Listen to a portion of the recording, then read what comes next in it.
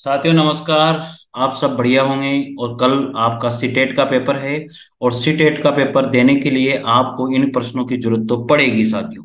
इसलिए हिंदी शिक्षा शास्त्र के प्रश्न हैं। और एक बार मैं मेरी तरफ से आप सभी को जो है सीटेट का पेपर जो भी बंदा या जो भी स्टूडेंट देने के लिए जा रहा है, उन सभी को मेरी तरफ से हार्दिक शुभकामनाएं। उन सभी का पेपर जो है क्वालिफाई हो जाए और फिर वो जो भी वैकेंसी देना चाहते हैं वो वैकेंसी दे सकते हैं साथियों। तो देखिएगा पहला प्रश्न। वे कथन जो आपसी व्यवहार में सामान्य रूप से प्रयुक्त होते हैं, उन कथनों को हम लोग क्या कहते हैं साथियों? वे कथन जो आपसी व्यवहार में प्रयुक्त होते हैं, उन कथनों को हम लोग क्या कहते हैं? उन कथनों को कहा जाता है औपचारिक कथन। उन कथनों को क्या कहा जाता है? औपचारिक कथन कहा जाता है साथियों। अगला प्रश्न आता है, बच्चों में भाषा प्रयोग की दक्षता विकसित करने के लिए क्या आवश्यक होता है? बच्चों में भाषा प्रयोग की दक्षता विकसित करने के लिए उन्हें सुनने और बोलने की पूरी आजादी हो, उन्हें कविताएं याद हो, उन्हें मुहावरे याद हो, वे किसी वक्ता के साथ रहते हो तो उन्हें सुनने और बोलने की पूरी आजादी होनी चाहिए। ये बिल्कुल राइट आंसर इसका हो जाएगा। मोना अक्सर लिखते समय शब्दों के अक्षरों को छोड़ देती हैं, जैसे पढ़ती को पाती, अभिनव को अनव। लिखना इसका सबसे उपयुक्त कारण क्या हो सकता है? उसके विचार और लिखने की गति में सामंजस्य नहीं है, या फिर उसमें मात्राओं की गलती है? ऐसा कुछ भी नहीं है, उसके विचारों में और उसके सामंजस्य इसमें नहीं है। तो ये बी ऑप्शन इसका राइट हो जाएगा साथियों। आगे बढ़ते हैं। अपनी कक्षा में समावेशी माहौल का निर्माण करने के लिए आप किस बात को सबसे अधिक महत्वपूर्ण मानते हैं? सबसे अधिक महत्वपूर्ण मानते हैं साथियों, इसमें सभी बच्चों से सभी भाषिक प्रकारों को समान रूप से संपादित करवाना ही समावेशी माना जाता है। इसमें सी ऑप्शन साथियों राइट हो जाएगा। आगे बात करते हैं। हिंदी साहित्य के इतिहास के संबंध में modern vernacular literature of Hindustan किसके द्वारा लिखी गई थी? जॉर्ज अब्राहम ग्रेसन के द्वारा, गार्थ तासी के द्वारा, सुनीति कुमार, धीरेन्द्र कुमार। साथियों आप लोग इसके लिए कमेंट कीजिए कि ये आंसर इसका क्या होगा। आप सभी ने पढ़ा होगा साथियों। तो modern vernacular literature of Hindustan किसके द्वारा लिखी गई थी? इसका आंसर आप सबको आता है, जरूर जरूर कमेंट करके बताइए। ये मैं आपके लिए देता हूं एक क्वेश्चन। सतीश 7वीं कक्षा का विद्यार्थी है।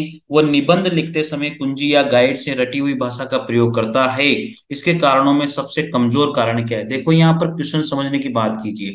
समय जो है कुंजी या गाइड से रटी हुई भाषा का प्रयोग करता है, ठीक है। और उसके कारणों में सबसे कमजोर कारण क्या हो सकता है? तो उसके कारणों में सबसे कमजोर कारण होगा उसकी लिखित भाषा पर पकड़ नहीं होना, तो ये तो नहीं है। उसमें विचार करने का सामर्थ्य नहीं होना, उसकी मौखिक भाषा पर बेहद कमजोर होना। तो इसका ऑप्शन हो जाएगा सी ऑप्शन इसका राइट हो जाएगा। सृजनात्मक लेखन की शिक्षण पद्धति उचित नहीं है, ये इसका मेन आंसर होगा। आगे पढ़िएगा। उच्च प्राथमिक स्तर पर हिंदी भाषा शिक्षण का एक सर्वाधिक महत्वपूर्ण उद्देश्य क्या है? उच्च प्राथमिक स्तर का मतलब होता है 6ठी से 8वीं तक स्तर पर हिंदी भाषा शिक्षण का एक सर्वाधिक महत्वपूर्ण उद्देश्य क्या है? बच्चों में कहानियों को शब्द से दोहराने की क्षमता का विकास करना, बच्चों को व्याकरण के नियमों को कंठस्थ करवाना, बच्चों को पाठों के अंत में दिए गए उदाहरणों का अभ्यास करना, बच्चों में समझ के साथ पढ़ने और लिखने की क्षमता का विकास करना। तो प्यारे साथियों, ये डी ऑप्शन आपका इसमें राइट हो जाएगा, अच्छे से याद रखिएगा।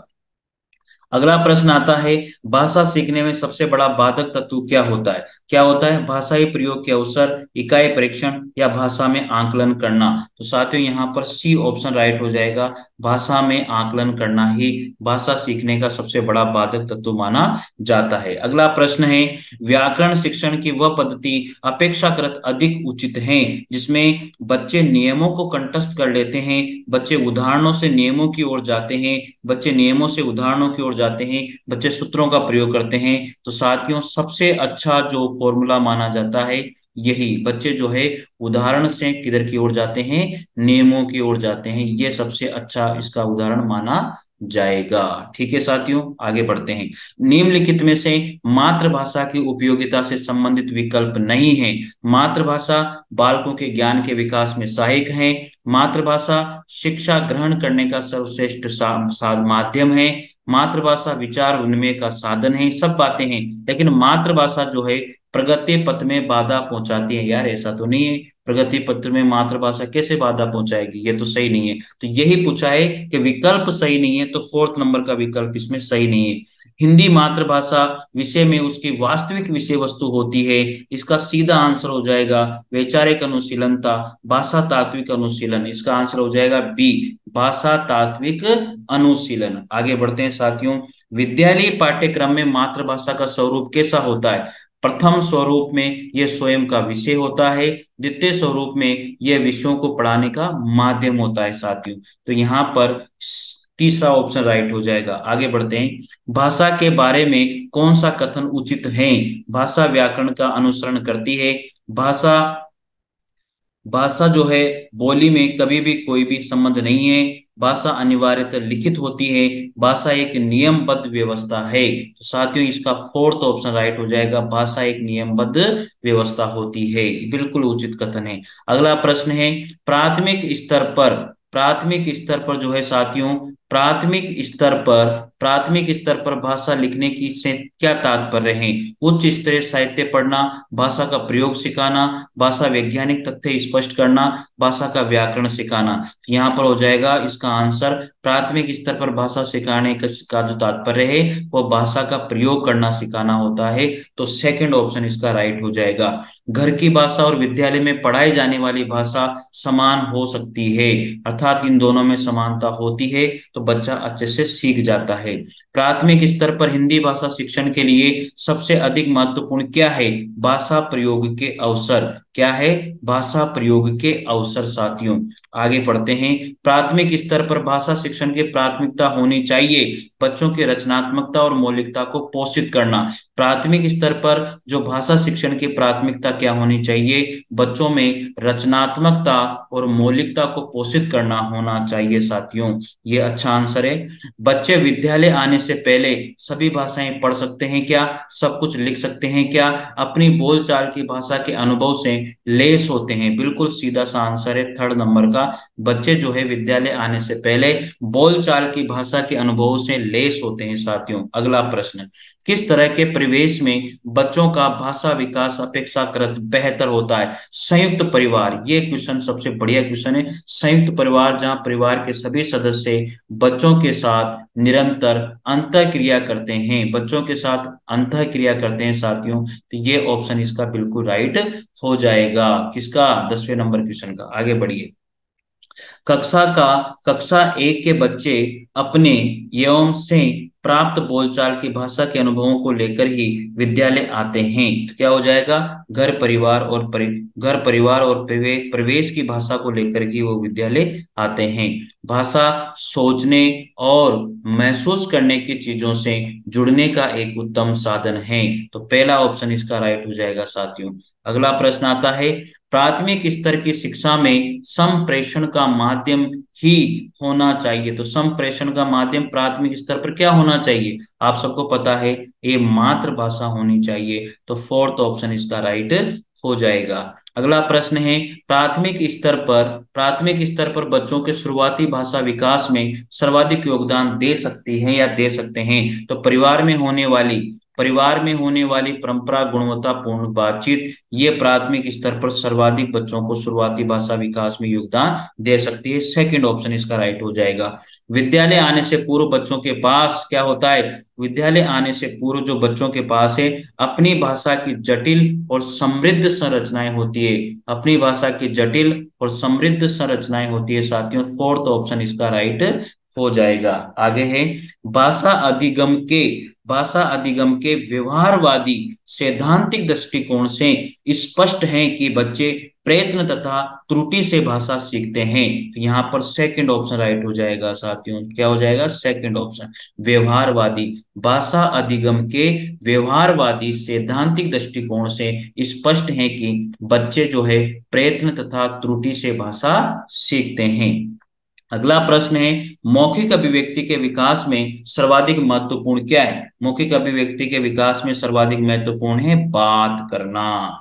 अगला प्रश्न है, दिए गए कथनों में से उस कथन का चयन कीजिए जो पारंपरिक साक्षरता को बढ़ावा देने वाली सर्वश्रेष्ठ रणनीतियां होती है साथियों। तो ए और बी इसके ऑप्शन राइट हो जाएगा। पहला तो ए यानी कि भाषा विकास के आरंभिक वर्षों में अभिभावकों द्वारा की गई बातचीत की बात है। और सेकंड ऑप्शन है बच्चों को कहानियां पढ़कर सुनाना, ये भी अच्छी बात है। इसमें क्या होता है, प्रारंभिक साक्षरता वाली बात यही आती है। तो इसमें ए और बी ऑप्शन राइट माना जाएगा, अर्थात यहाँ पर सेकंड ऑप्शन इसका राइट हो जाएगा। भाषा विकास के आरंभिक वर्षों में अभिभावकों द्वारा की गई बातचीत और बच्चों को कहानियां पढ़कर सुनाना, ये वेरी वेरी इंपॉर्टेंट बात हो जाती है। प्रक्रिया आधारित लेखन उपागम के सोपानों के लिए सही क्रम का चयन कीजिए साथियों। तो सही क्रम है, सबसे पहले आएगा यहाँ पर मानस मंथन, उसके बाद में आएगा रूपरेखा बनाना, उसके बाद में प्रारूपण, उसके बाद में डी पुनरावृत्ति, उसके बाद में बी प्रूफ पठन और उसके बाद में एफ अंतिम स्वरूप देना। तो साथियों ये क्वेश्चन आप अच्छे से याद कर लीजिएगा, सी-टेट में आया हुआ क्वेश्चन है। इसका ए ऑप्शन इसमें राइट हो जाएगा। क्या हो जाएगा, लेखन उपागम के सोपानों के लिए सही क्रम क्या है। तो सब सही क्रम तो क्या है, सबसे पहले तो क्या किया जाता है, मानस मंथन सोचा जाता है कि किसके ऊपर बनाया जाए। फिर क्या किया जाता है, उसकी रूपरेखा बनाई जाती है। उसके बाद में क्या किया जाता है, उसका प्रारूपण दिया जाता है। उसके बाद में क्या किया जाता है, पुनरावृत्ति की जाती है। उसके बाद में फिर प्रूफ पठन प्रूफ रीडिंग की जाती है और लास्ट में अंतिम रूप उसका दे दिया जाता है। तो यहाँ पर ए ऑप्शन या पहला ऑप्शन राइट हो जाएगा। निम्नलिखित में से कौन सा मौखिक संप्रेषण को बढ़ावा नहीं देता। निम्नलिखित में से कौन सा है जो मौखिक संप्रेषण को बढ़ावा नहीं देता है। समाचार प्रसारण, कौन सा नहीं देता, समाचार प्रसारण। तो यहाँ पर थर्ड ऑप्शन राइट आप इसको मान लीजिए। अगला प्रश्न है, बच्चों के द्वारा पठन तथा लेखन में की गई त्रुटियां क्या कहलाती है। भाषा अधिगम की सीडी कहलाती है साथियों। बुनियादी स्तर पर एनईपी यानी कि नेशनल एजुकेशन पॉलिसी 2020 ध्यान केंद्रित करती है साक्षरता तथा अंक ज्ञान पर। क्या ध्यान केंद्रित करती है, साक्षरता तथा अंक ज्ञान पर ध्यान केंद्रित करती है। ड्रिलिंग यानी कि दोहराव क्या है, दोहराव एक व्याकरण अनुवाद विधि। साथियों यहाँ पर ड्रिलिंग यानी कि दोहराव व्याकरण अनुवाद विधि की एक प्रमुख प्रविधि मानी जाती है। ड्रिलिंग जो है व्याकरण अनुवाद विधि की एक प्रमुख जो है प्रविधि मानी जाती है। तो थर्ड ऑप्शन इसका राइट माना जाएगा। अगला प्रश्न है, लिखने में कठिनाई होना उसको क्या बोला जाता है साइकोलॉजी लैंग्वेज में साथियों। सेकंड ऑप्शन राइट हो जाएगा डिस्ग्राफिया। लिखने में कठिनाई होने को क्या बोलते हैं, डिस्ग्राफिया। आगे है, बच्चों की कल्पनाशीलता और सृजनात्मकता का विकास करने की दृष्टि से कौन सा विषय सर्वाधिक उचित माना जाता है जब बिजली चली गई। तो आप क्या करोगे, तो ये सृजनात्मकता की बात है।